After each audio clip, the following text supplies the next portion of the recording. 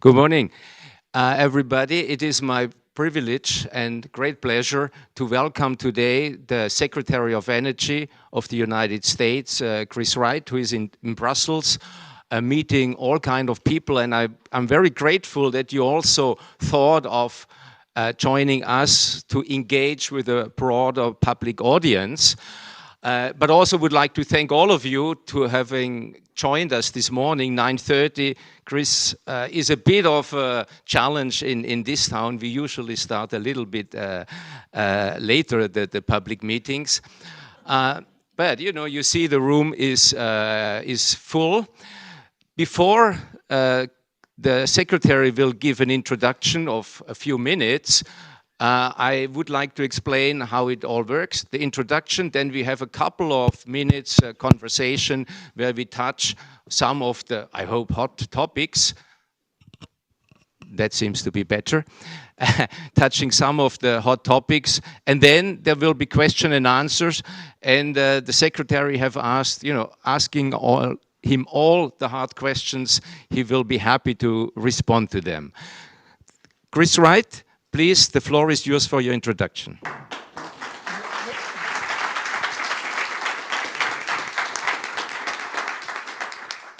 Great to be here. Thanks for everyone for coming this morning and for people online as well. My whole life, I've loved to engage in dialogue about whatever the issue of the day is. For me, my life, my career has been around energy. I went to college to work on nuclear energy. I worked on solar energy in graduate school. I met a gal when I was 18 years old. She's in the room today. She's the one that introduced me to a small consulting company that actually was my entree into oil and gas. Soon after that, I worked in geothermal energy. And before I took my new job, I was at that time on the board of a small modular nuclear reactor company, a next generation geothermal company, and the CEO and founder of a company that worked mostly in the oil and gas industry. So I'm a believer that energy transforms human lives. And if I look at history, and I've written things, and if you Google Bettering Human Lives 2024, Liberty Energy, my company, I wrote sort of a long overview of energy, climate change, climate economics, trade-offs, where we're going. It's written in the name of the company, but it's entirely written by me. So if you want a longer recounting and details of my thoughts fully referenced, that is available. So if we look at human history, before the invention of agriculture, and agriculture was an enormous energy transition because food is simply the energy that powers the human machine. So with the invention of agriculture, we could produce massively more energy in the form of food for the human machine. Global populations rose dramatically. We got culture and written language and all these transformations of human lives. But the one thing that didn't happen with that transformation was population and society changed, but the lot in life, the life expectancy of the average person was about the same after the invention of agriculture and before. 200 years ago, average life expectancy at birth was about 30 years, the same as it's been throughout human history. Today, it's 73 years. Just the last few generations, life expectancy, the quality of life, and even our height, the size of humans has increased dramatically. Just because we have enough food, we have enough energy, our quality of life transformed. Deidre McCluskey, a fantastic economic historian, called it the Great Enrichment. What's happened in the last few generations? I think two things changed. The rise of human liberty, bottom-up social organization, not top-down, and the explosion in available energy, starting with coal, then oil, then natural gas. These hydrocarbons transform the world, allows modern medicine, all these things to come, and it also create the ability to what I call derivative energy sources. We only can produce nuclear power or wind turbines or solar panels or next generation geothermal because we have oil, gas, and coal that allows us to build materials and systems to do all these things. So I believe in the transformative power of energy. It's been awesome, but we're not done yet. More than half of humanity is still walking around in hand-washed clothes. That they haven't even got the benefits of washing machines yet, which make it which are really massively liberating for women. In traditional societies, physical labor, time-consuming things is done by women. We still have 2 billion people, a quarter of humanity, that cook their daily meals, burning mostly wood, also dung and agricultural waste indoors. That indoor air pollution kills 2 to 3 million people a year. So we've had energy transform our world, but not everyone fully gets the benefits of that yet. So one of my passions is more energy, cheaper energy, better energy. I've been a spokesman for that as an entrepreneur and a businessman, but I haven't been shy about that. I met President Trump for the first time 18 months ago. I was invited to a dinner to have an energy dialogue, shared some of these thoughts and ideas, and pretty quick, and he's an East Coast real estate developer, not in the energy business, but he instinctually gets that energy matters, that energy is important, and that energy is transformative. So I think at this dialogue, he just looked over and said, "You should be energy secretary." And he came up to me at the end of the thing and said, "Would you do it?" And I said, "If I'm asked to serve my country, there's only one answer to that. Absolutely, Mr. President. Of course I would do it." And I had 2 other dialogues with him throughout the election. And soon after the election, he called up and said, "Are you ready to go?" I said, "Absolutely." So for me, it's life transformative to leave my family, my entrepreneur, my business leadership career, move to D.C. God bless that gal I met at 18, said I'm in, and has come to D.C. with me. But I thank President Trump, who's allowed me. He hasn't said, "Hey, you're supposed to do this and not that, and do this, do that." He's like, drive energy forward in America so that it betters our country and betters our relationships with our allies. Because my agenda is peace at home, prosperity at home, and peace abroad. He also recognized massively the impact energy can have on peace. And to him, this is a tool. If we can supply our allies and they can get energy from us instead of foes, we can put our allies in a stronger position. That's a driver of it. The Russia-Ukraine war. Last thing I'll say, and then we'll get into Q&A. But if you look at, and again, I talk about this very story in this book, but the crisis in natural gas, it didn't start because of the Russia-Ukraine war. It started before the Russia-Ukraine war. In August of 2021, there was a huge rise in the price of seaborne natural gas. Not in the United States. We have lots of natural gas in the United States, but there's a finite amount of capacity to load natural gas on ships and send it abroad. Demand for natural gas, whether you look at the last 50 years or the last 15 years, fastest growing energy source on the planet by a fair margin. 4 times more growth in energy produced from natural gas over the last 15 years than solar or wind. More than twice as much than solar, wind combined from natural gas. If you have it on a pipeline, you still have a limited capacity you can move in that pipeline. Ships on seaboard, there's just a limited amount of capacity. You can build all the capacity you want, but we hit a limit of the capacity we had, so global natural gas prices spiked. Pakistan runs a lot of their school buses on natural gas. They didn't have long-term gas contracts. The price spiked. They were priced out of the market. They closed their schools. Fertilizer factories. That may be the best and highest use of natural gas. We would lose 50% of global food production if we didn't use natural gas to synthesize nitrogen fertilizer. An incredible world-changing invention of 2 awesome German chemists, Haber and Bosch. That, when natural gas price spiked, fertilizer production got reduced, food prices months later start to rise. As a guy who's so lucky to be born in America in the 20th century, I've never suffered for enough food to eat, but we started to see a rise in hunger. That's just horrifying. It's also at this time when that natural gas price started to spike, that's when Russia moved troops around Ukraine. Russia's wanted to take over Ukraine since Putin came to power, 25 years ago, 26 years ago. But now he saw a point of maximum leverage. Troops got lined up around Ukraine because of the high gas prices. Obviously, this was massively worse when he invaded.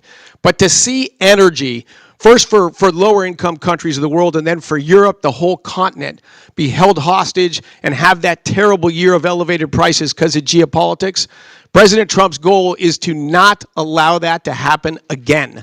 And one of the reasons we're here, we're massively investing in the infrastructure to move natural gas in the United States so that the United States can fully displace all Russian gas coming into Europe, so we can trade among allies and friends and not among foes, and have enough capacity that what's next for energy and for the world? The biggest thing in the United States right now, hundreds of billions of dollars are being invested in AI, in data centers. I think AI will be transformative.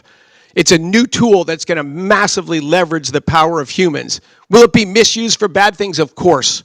All new powerful tools are, but I think the positives of it are just massive. Not just in business productivity and personal services, but think about AI for science. We still have roughly, I'm trying to do the math again. We still have tens of millions of global deaths every year from cancers. Technology has made some cancers treatable and manageable. With AI, I think in the next few years, potentially all, or at least close to all cancers that are currently death sentences will not be. They will be manageable conditions that we will map exactly how these proteins fold, what these tumors are made of, and how to have the antidote that combats that. So I'm very optimistic about the future of healthcare. Obviously, the European continent has been fantastic in health innovation and research and technology. I think this gets supercharged by AI. So additional energy resources wherever they came from, I think enable the European continent together with your allies across the ocean in the United States can lead in AI for the betterment of our societies. But let me stop there and we'll go into Q&A. Thanks everyone for being here.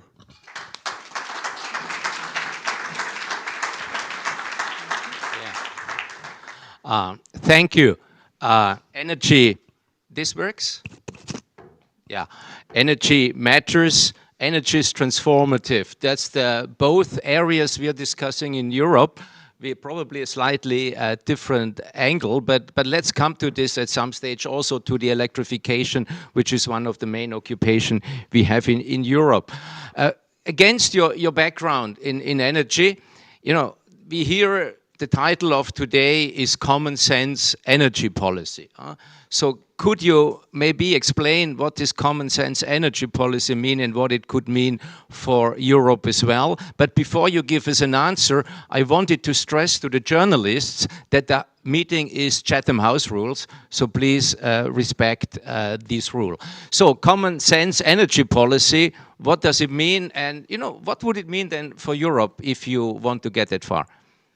So common sense energy policy for me means every decision you make, whether it's a business or a government, essentially involves an investment. And if you invest $1 and you get back $3, that's an awesome investment. If you invest $1 and you get back a dime, that's not a good investment. So what we want to do is, why do we have energy? We have energy for one reason, and that's to better people's lives.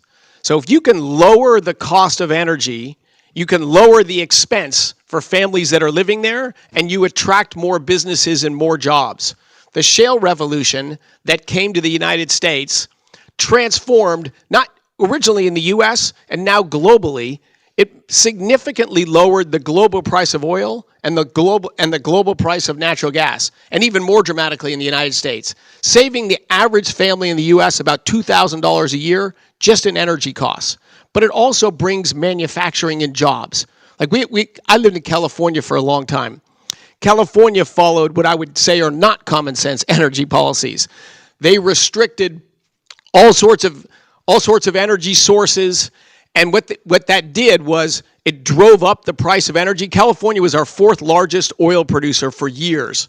Today, more than 60% of the oil consumed in California is imported by boats from countries overseas. Yet the United States is a net oil exporter. So it has double the electricity price of the rest of our country. So what happened? Manufacturing jobs left California to other states or to overseas. California, again, a beautiful country with Silicon Valley, with the aerospace industry, with Hollywood, with everything going, most expensive real estate in the world. California has the highest adjusted poverty rate of any state in the United States. That's the opposite of common sense energy policy. So common sense energy policy is everything has trade-offs, But if the trade-off, the downside, is much smaller than the upside, we're for that. Okay, thank you. There was a small miscommunication there was between SEPS and the mission. So the meeting is on the record, so it's not Chatham House. So I apologize for this. And nobody seems to be. I saw the camera and I thought it can't be Chatham House rules with a camera. Yeah, no, yeah. Now look, the trade-offs. You mentioned the trade-offs. Let me come to climate change for a second. I've been looking up the work of the working group, which was on climate change, which was published in July. And in the publication, you quoted as climate change is real and it deserves attention, but it's not the greatest threat facing humanity. I know that improving the human condition depends on access to energy. Now, where is this trade-off when it comes practically to climate change? What are the solutions for you to climate change in the light of keeping energy affordable, to having all these benefits you mentioned? Exactly. Great. So number one, I'll do the question maybe backwards. Energy affordability, I think, is by far the biggest issue in sort of the climate energy world right now. I mentioned 2 to 3 million easily preventable deaths today. I started a foundation before this new job with a very simple mission. We make small loans to businesses in Africa that are bringing clean cooking fuels to people that are burning wood. To us, it's saving thousands of lives, maybe hundreds of thousands of lives a year. To the customers that are switching from wood to clean cooking fuel, it's just liberation of women. It's hours a day out of the routine of gathering wood, stoking a fire in the morning to cook the meal, putting a fire down but not out, and raising the fire back up in the evening time. This is a major task of women in those societies. You got a clean cooking fuel stove, you got a propane stove, you turn it on, you cook the meals, you can leave it on to heat at night, and you turn it off. It is just liberating. So that, to me, is just a massive problem we can fix. Climate change, on the other hand, and why we assembled the climate working group, is to put together the data. We have increased atmospheric CO2 by 50%.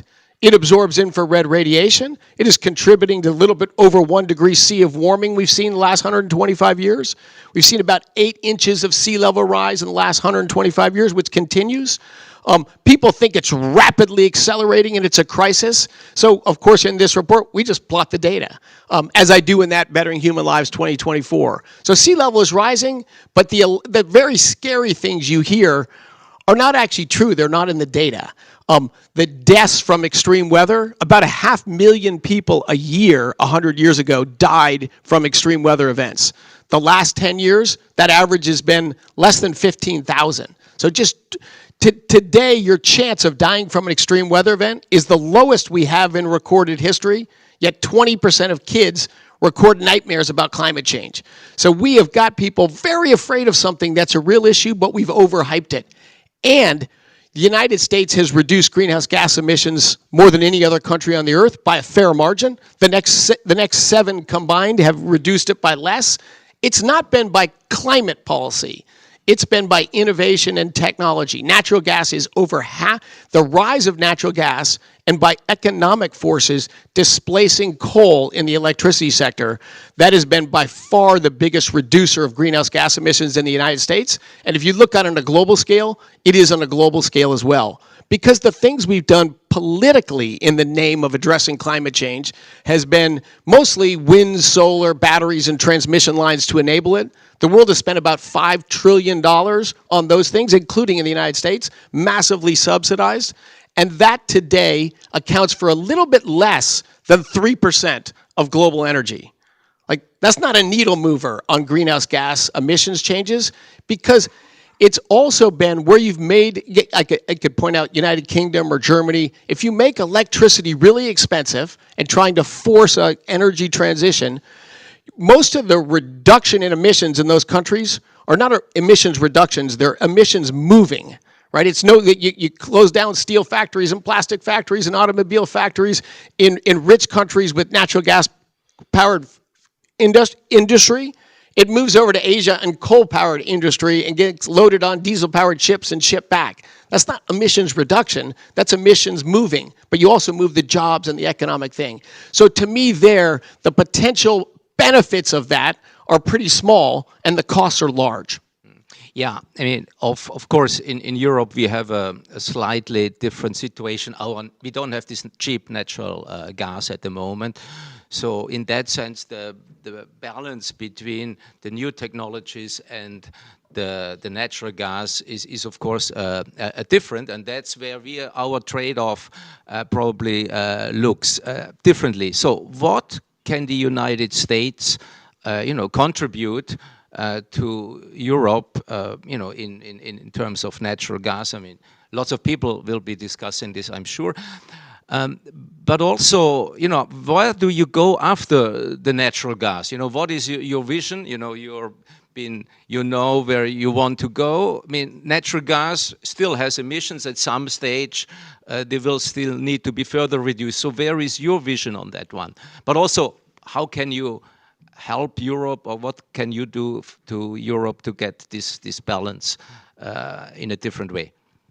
Okay, so first a few comments. I went to college to work on fusion energy. And it was because at that time in the early 80s, when I was a high school student, a professor came to my high school and said, the world is at dire risk. Industrial civilization is going to collapse, and we will have mass starvation around the planet around the year 2000. And pressed, it was like, it could be in 1995. It might be 2005, 2010 at the absolute latest.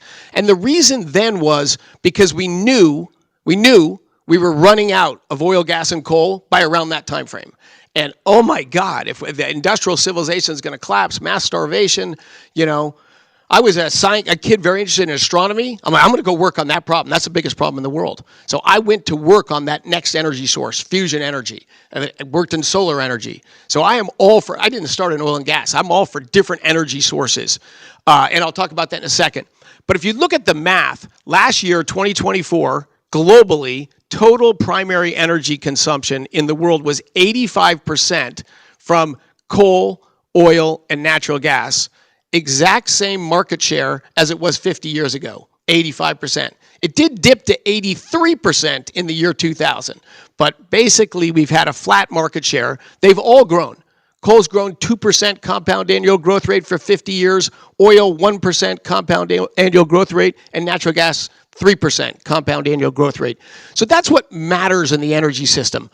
So that's why I say big energy sources, going from coal emissions to natural gas, that's a big needle mover on global emissions. To me, even bigger, it's a needle mover on particulate pollution and SOx and NOx and air pollution that still causes millions of deaths globally in the world. So clean air to me is huge.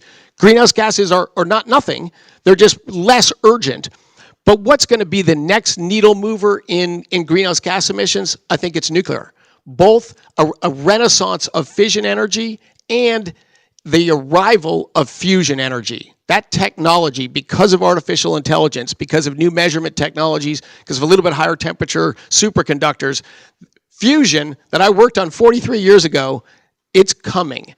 It won't be commercially on your grid maybe for 10 or 15 years, but it's not a generation or two away. It's coming. So these are very low emission technologies, also next generation geothermal. But if you provide energy, you got to be able to provide energy 24/7, 365 to power a data center and to make an electricity grid lower system cost.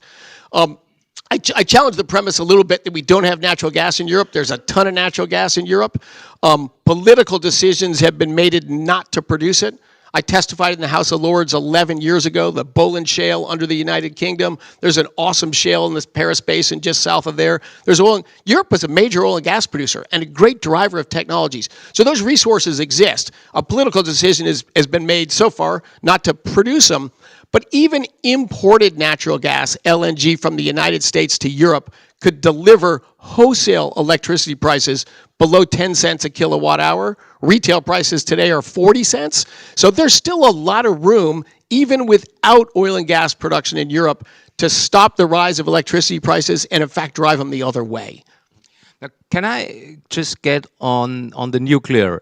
Our assumptions. When you look at the numbers by International Energy Agency, etc., the nuclear is fairly expensive. It's not one of these technologies that immediately would bring down the wholesale price of electricity down. So what makes you confident that this is different in the United States? So great question. And that data you just discussed, right now that's true in the United States too. People say to me, the problem with nuclear, it's not the government regulatory regime, it's that it's expensive. Well, why is it expensive? Why is it expensive? Because our regulatory regime has made it expensive, and it's also made it slow to build. And the reason is, if you look at the construction, anything that's built on location, a house, a building, a nuclear power plant, we call stick build, that has become more expensive with time. Regulatory regimes, labor prices, logistics, supply chains, things, everything built in a factory. Think of all that stuff. You click a button on at Amazon and it comes. It's like this fancy device and it's $16. Anything that's built in a factory has become massively cheaper. It's automated and it's built in a controlled environment. So the idea for next generation nuclear is these smaller modular reactors is to build most of it in a factory, ship the parts to location and assemble it pretty quickly. The first ones that we build, they will not be cheap. But if we can build that in volume, nuclear can become cheaper. The other thing I think is huge about nuclear is it can provide high value energy. If you give me electricity 24/7, independent of the weather, there's great value in that. If it's weather dependent, that's a very low value source of energy. The other thing I should say is electricity delivers 20% of global primary energy. That's it. It's very important. It's awesome. I love it. But it delivers 20% of global primary energy. The biggest use of energy and most important use of energy, but no one ever talks about, is high temperature process heat. Almost half of global energy consumption is used in manufacturing, and 85% of that energy used in manufacturing is high temperature process heat.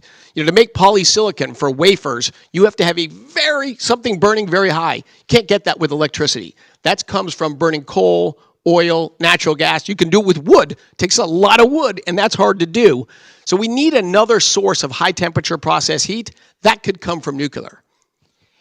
Thank you. Now, we go a bit to the general picture, and we promised you get a lot of time to ask your questions. So please get ready, your questions or comments.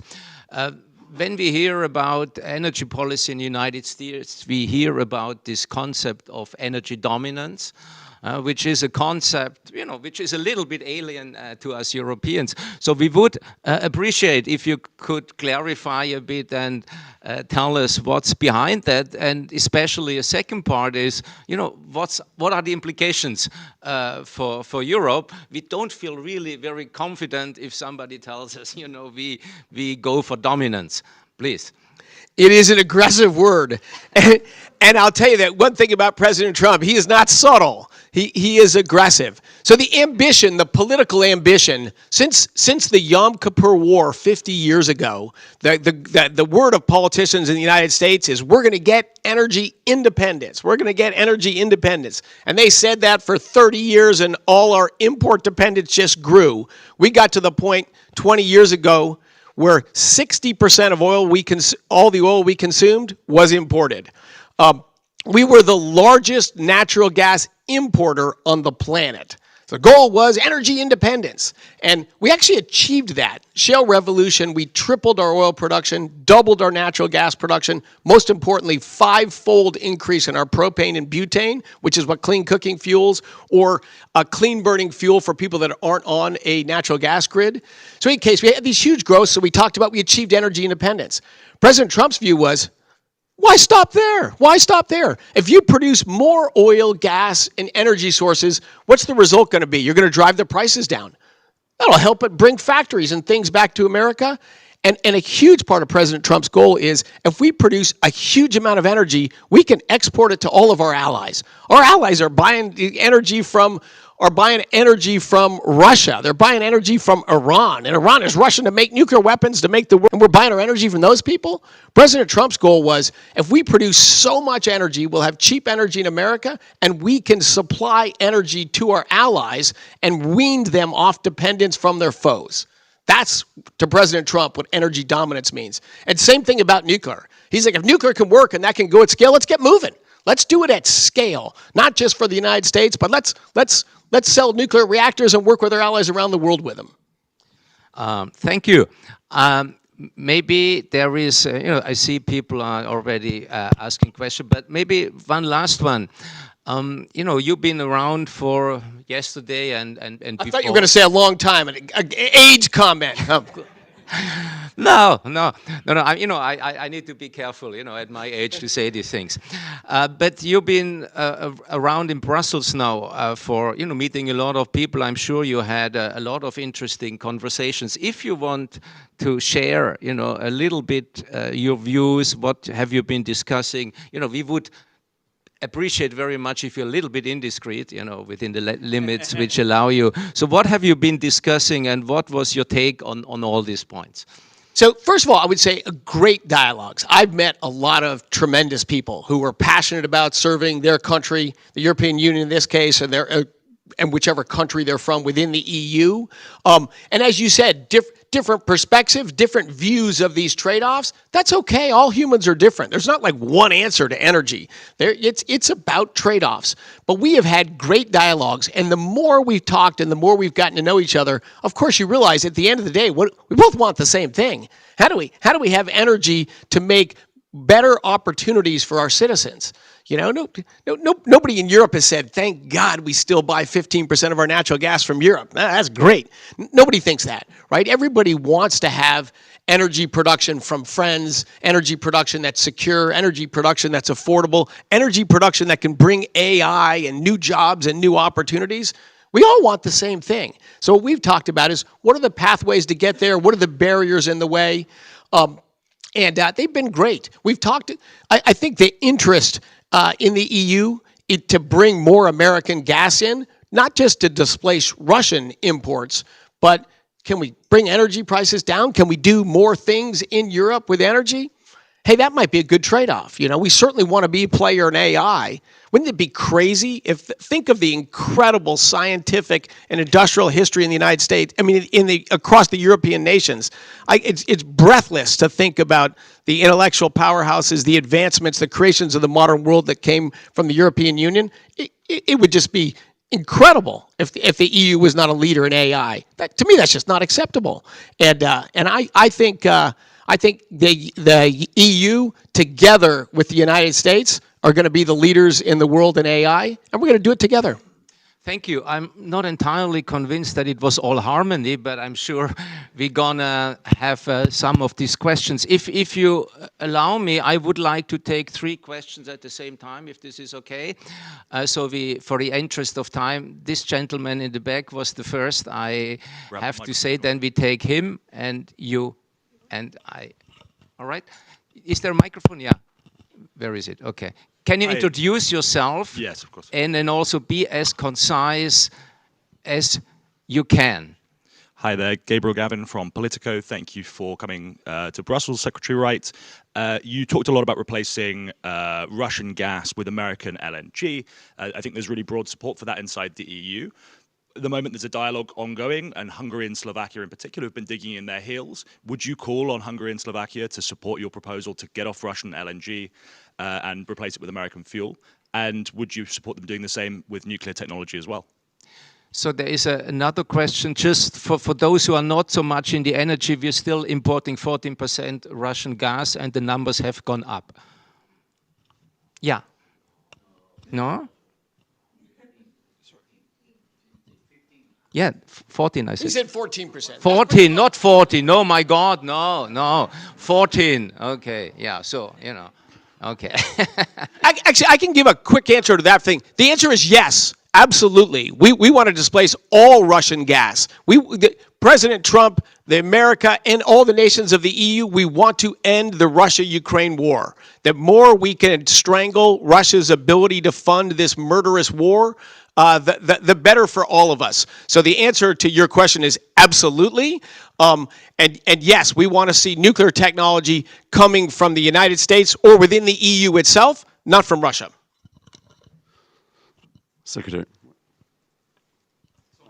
Thank you. Nicholas Krohmeyer for Euractiv. Secretary Wright, you made a point to say that there's a lot of oil and gas in Europe. So are you bringing two messages to Europe? One is that you stand ready to export large volumes, and second being that we should become something akin to the US, we should have our own shale revolution. Is that the message that you're also bringing to town? Yes. Again, everything has trade-offs, so every country, every people should evaluate what they want to do. So I'm more an outspoken advocate or suggester of ideas. That's certainly not for me to decide, but would I recommend that Europe develop more domestic oil and gas resources? Absolutely. Because of a realism that despite our huge efforts, 85% hydrocarbons 50 years ago, 85% hydrocarbons today. That might eventually go down, but it's not going to move fast. It's not going to move big. And in fact, we need more energy. So would I recommend, have I advocated that? Absolutely. As long as you stay as concise as this, we do one by one and, get a very passionate answer each time. So I think you were the next and then the lady here.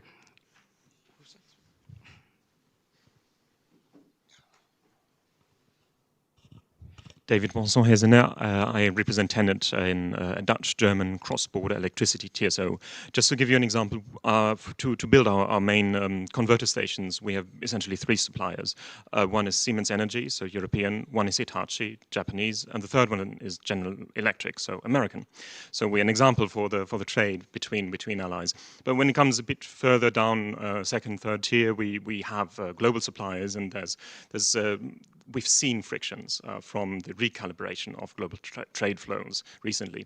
So my question is, what is your administration's policy to securing supply chains and fair prices for critical infrastructure such as electricity grids that we are operating? Thank you.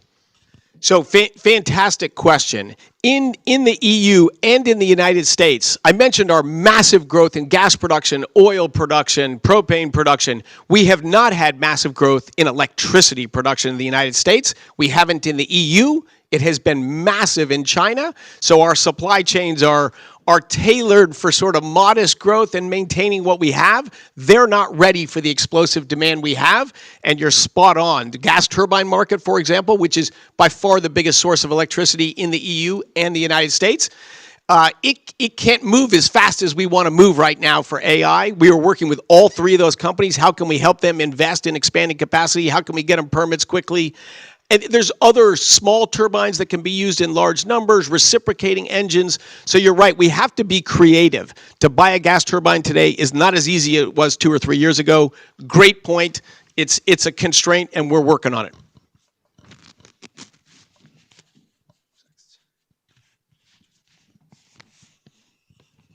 Morning, Secretary Wright.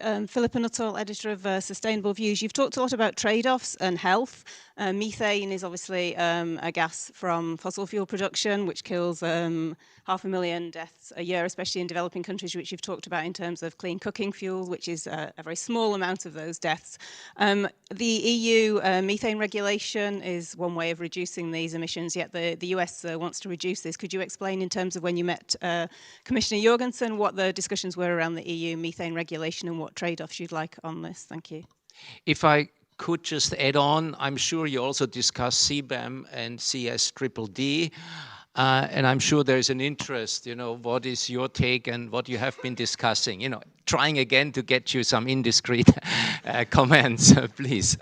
No, absolutely. We had active dialogues about CS-DDD, about the methane rule, about CSRD, and all of the, and again, I got to be quick, but if you want to move U.S. natural gas into the European Union, you've got to change the legal regulatory framework. If you want to have extraterritorial regulation from the EU that's going to tell American businesses, you know, their hiring practices and so many other things. And if you found not in compliance, there's going to be a fine that's a % of their global revenues.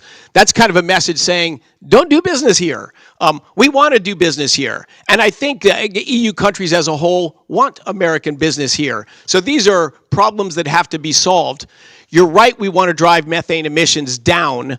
And the record in the United States on that, I would say, has been pretty tremendous. They're not zero, but they're massively lower than they were 10 or 15 years ago. This has been enabled by technology, by desires within the companies themselves to capture and sell every molecule they've got, pressures from investors. But all of the downward pressure in the U.S., it has not come because of a government regulation. It's come because businesses strive to do better and they respond to their constituencies. So that's what's driving it. The blunt rule, federal rule on methane emissions, that sort of top-down, one way to do it thing, very ineffective in the United States. It always ends out just crushing and pushing out of business the small ma and pa little companies. Big companies can do this. Little companies have to do something different. So in the U.S., we always prefer a market mechanism, an incentive-based system, not a cudgel from above that just becomes a... I better stop there. But yes. There was one here, and then I apologize for that side. You know, I forgot to turn my neck. Please, if you could wait. There is the lady here, and then we go over there, and then I think there was somebody in a strategically very bad position to ask a question. Please. Thank you very much. I'm Kate Abnett with Reuters. I wanted to ask about the EU's reliance on Russian energy. They're currently negotiating proposals that would phase out all Russian oil and gas by 2028. And the Commission says it's unacceptable that these purchases still send money that Moscow is using to fuel the war in Ukraine. They also say some member states need more time to find alternative supplies and avoid price spikes. So what is your assessment of this plan? Is it common sense energy policy? And when you met Dan Jorgensen yesterday, did you ask him to bring forward that date of 2028? Absolutely, that was discussed. I think the proposed dates right now are actually, it's mid 2027, so it's not it's before 2028. Could it be done faster? I think it could. We have massively ramped up our gas exporting capacity, and we've also directed a large % of U.S. LNG exports to EU. These are our long-term allies and partners here in the EU. Just during the Trump administration, we will double the capacity of United States LNG exports, double, easily displacing all of the Russian gas and way more beyond that. And we've permitted enough additional LNG export capacity to double twice. Fourfold increase from today's LNG exports is what has been permitted. Everything under construction and permitted by the Trump administration would quadruple U.S. LNG exports. Our LNG exports would be massively more than all the gas produced in Russia or all the gas produced in China, in Iran, the third and fourth largest producers of natural gas. So yes, there is today and will be rapidly growing capacity for the United States to bring substitute gas, to get off of Russian gas faster than those deadlines. I think it would be helpful in ending the war in Russia, Ukraine, and we're here to supply the gas. And it would not cause a price spike. So, please, over there. Thank you. This is Hibiki from Japan Business Council in Europe. I want to ask a question. How you identify your stance in the discussion of ESG, environment, society, governance policy. Actually, your story sounds like encouraging the global partners not to be confined within the small box of environmental policy, but encouraging others to bridging two factors: how the environmental policy can affect the society, human lives, or how they contribute to the society. So my question is whether ESG can form a part of the common sense in your world.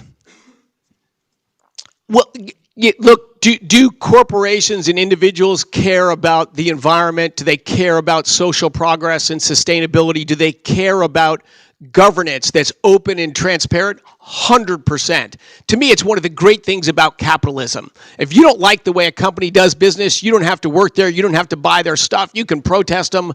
You know, in a market system, why was environmental progress so much more rapid in free market economies than it was in Russia? You know, because they didn't care about the people's interest there. It was top-down approach. So you look at South Africa. What ultimately ended apartheid was businesses aren't going to discriminate. We had the same problem in busing in the south of the United States. The southern states that wanted to enforce busing, they had to push all the private businesses out of the transportation world. Because if I'm a private company, I don't care who's sitting in my seat. I need people in my seats. To enforce segregation on busing required the squelching of private transportation. So top-down stuff has never been effective in driving good social policies. Freedom, competition, and transparency is. So I pushed back against the U.S. ESG movement because a few people on the coasts were going to decide what was virtuous to me and have me count things and put numbers in boxes. That's not how social virtue goes ahead.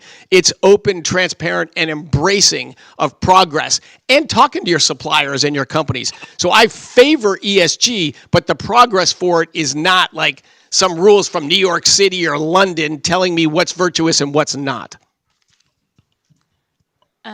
Elena Freitas from MLEX here. If I can go back to the Russian issue, I wanted to ask if you would want the EU to be more assertive in its sanctions against Russia, and if so, how? Okay. All right. I love the question, Elena. One thing I have found, everyone I've met here, everyone in the U.S., like, oh my God, we want to end this murderous conflict as fast as possible. President Trump is focused probably on no issue more than peace.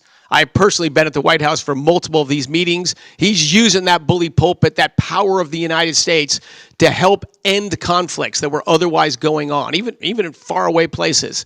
The Russia-Ukraine one has proven tricky.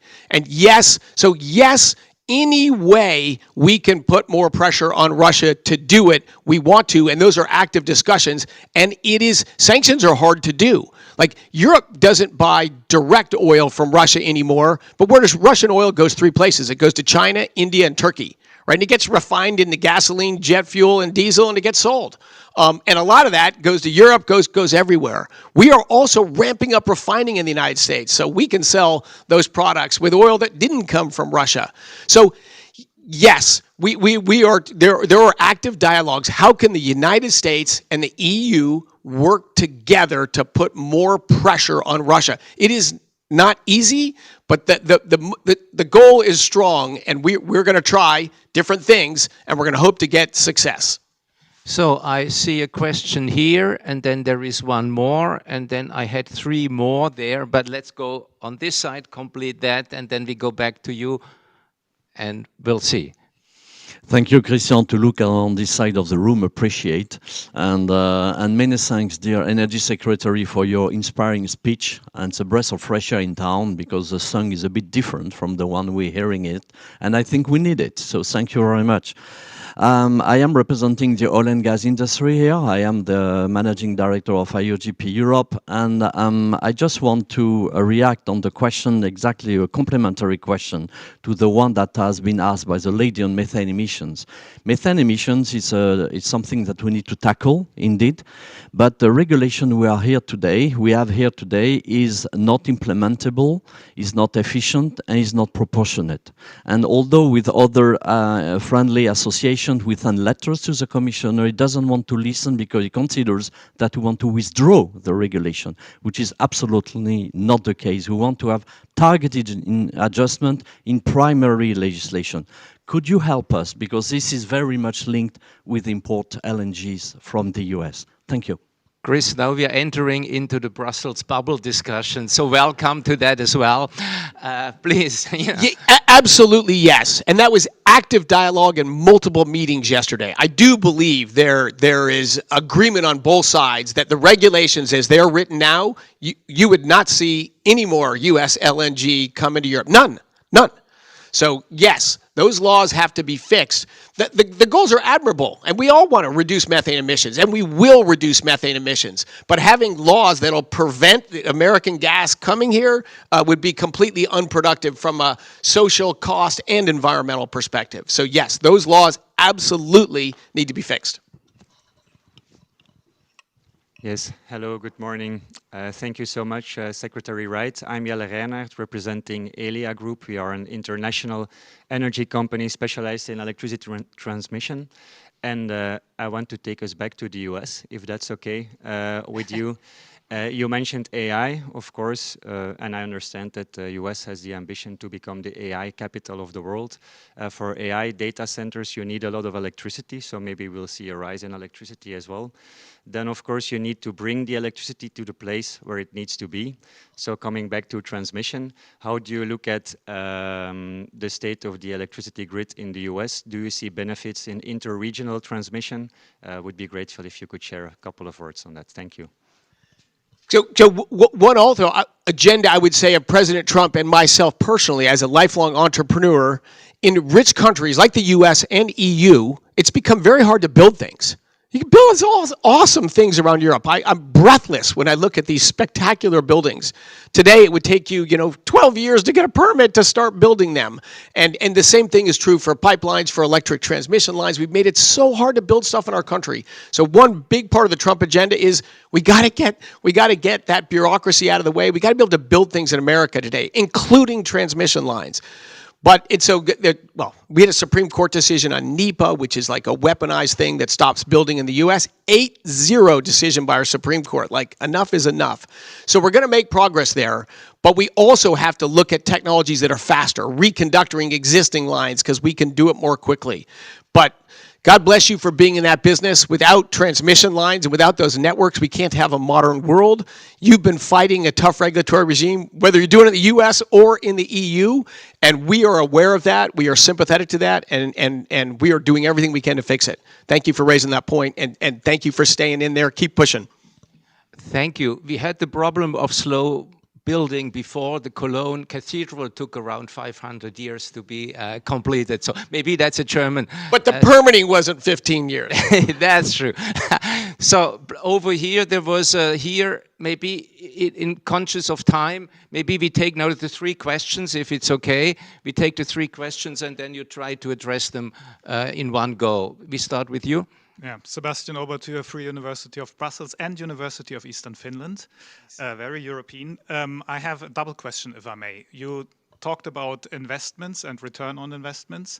What role do external costs play in that? Water pollution, air pollution, soil pollution, climate change. They have costs in the end.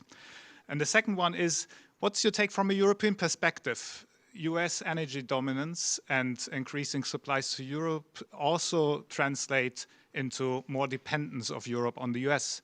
Given that the past months, not everything has been harmony in the relations, the transatlantic relations, can you understand that Europe perhaps also looks at a few other options like renewables, etc.? Thank you. Maybe we take this immediately.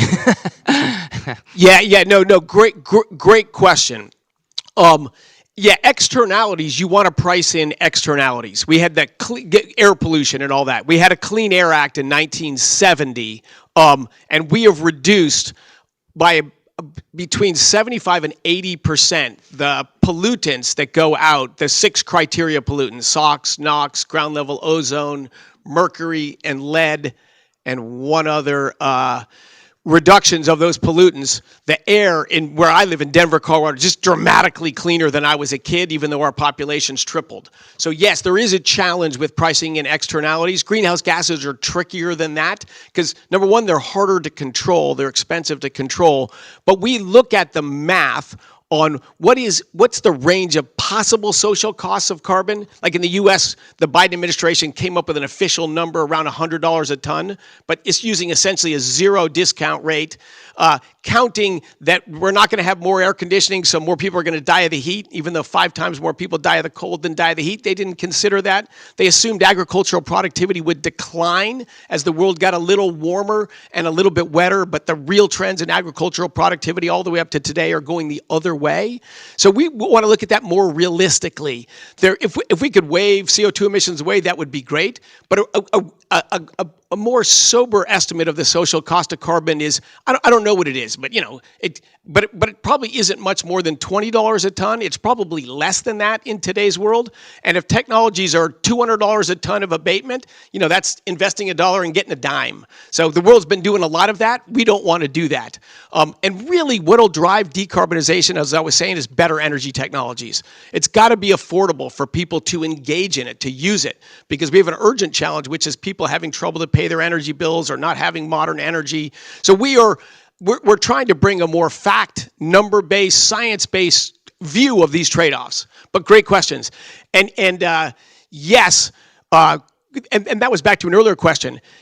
Europe, depending on natural gas imports from the United States, I think is massively better than Russia. But might it be good for Europe also to produce more energy here? Absolutely, and we'll cheer for that. And Europe has with renewables. And if the math works, if you can drive down the price of electricity and energize Europe, that would be awesome. Just the record to date in the U.S. and in the EU with renewables has not been good. We've just seen massive inflation of electricity prices in Europe. I think that impoverishes the citizens here, and it's made the industry leave. So I don't care what the energy technology is, but if Europe could drive down its energy production and produce more of it here, win-win. There is the last two questions, my last try to combine them, please. Thank you, Mr. Secretary. One question about, again, electricity grids. I am Carlo degli Esposti, and I'm from a small advisory firm made of former chairman of the board of the Association of Transmission System Operators in Europe. So do you think to change something in the governance rules or regulated in US? It's significantly different from what we have in Europe, but are you thinking about reducing actually the centralization also in that case to leave more space for private investments in supply for new lines to data centers, to local grids, high voltage local grids, to favor this energy supply? Absolutely. We need regulatory reform in the United States to enable. Right now, we have a bureaucracy that slows the development of our electricity grid and new capacity online.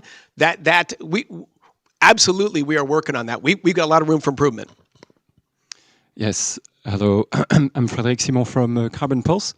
I have a question about the EU-US energy deal that was struck just a few weeks ago, under which the EU committed to buy $250 billion worth of US energy every year in the next 3 years. So how do you believe this objective can be met on the supply side from the side of the US? How fast can you increase the export capacity for LNG, but also for other energy products? And what happens if the US is not able to meet its side of the deal? I think both sides are highly motivated to achieve that. I mentioned we will double LNG export capacity during the 4 years of this Trump term. So it is already meaningfully higher than it was last year, and next year will be a lot higher than that. So absolutely, we can deliver the supply, and it'll be LNG, natural gas, it's going to be oil products, and I think another large component of that is going to be nuclear. It's going to be new. We're already announced, we signed a contract to build a very large nuclear power plant in Poland. You're going to see more U.S. building of nuclear power plants in Europe. And so you add all of these things together, yeah, we'll get there. But cooperatively, this is all going to be, we want win-wins. Investment deals got to be a win for both sides. Otherwise, that's not business. Win-win. I think that's a good moment to close this, and I'm also conscious of time. The next meeting is already waiting for you. Despite the differences in EU-US, relations, I heard a lot of, situations where there is agreement. We could also expose some internal EU differences, as you could see. I'm sure they get also reflected in the Washington discussion.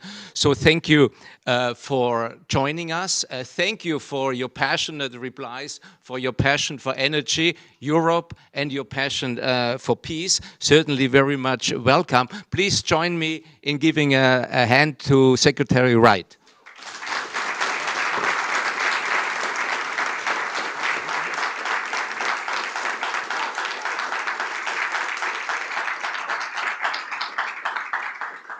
Thank you all so much. And a final passing comment, you said you hear some disagreement. That's exactly what we want, right? That's the modern world, right? This is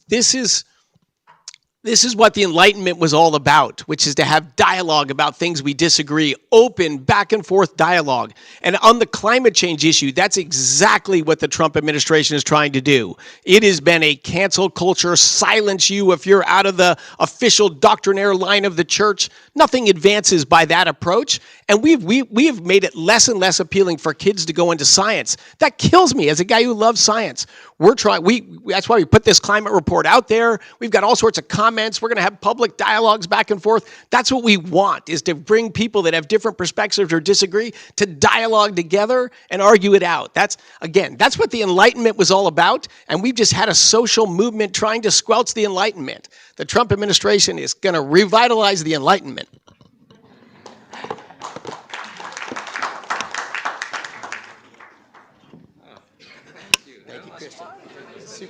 Super fun. Yeah, we should have you more. Yeah, sure. Sure. Yeah, you did a great job, my friend. Oh, man, come on.